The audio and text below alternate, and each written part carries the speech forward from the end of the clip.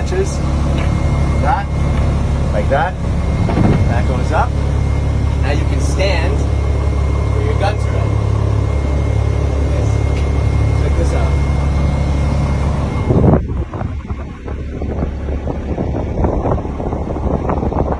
Alright. Go back down. What you'll see is all of the seats here are hanging from the ceiling.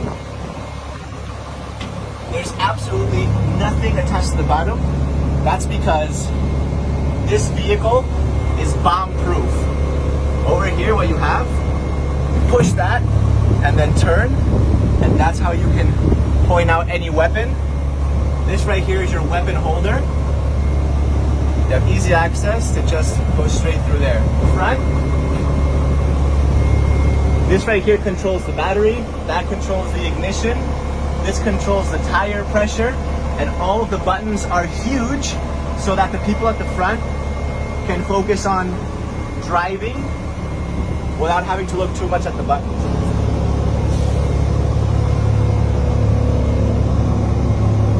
Is an emergency hatch in case the vehicle flips over. That handlebar, because this thing is 2.7 meters tall with the gun turret up there. It's over 3 meters. If you're getting close,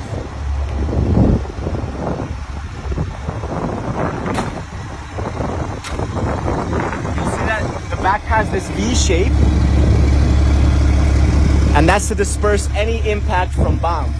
This thing can actually withstand up to 7 kilos of TNT. Around the side. These tires are 1.3 meters tall. I know some people that are shorter than that.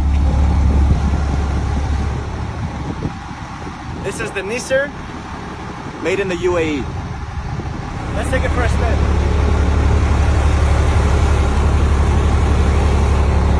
Look how high up the seat is.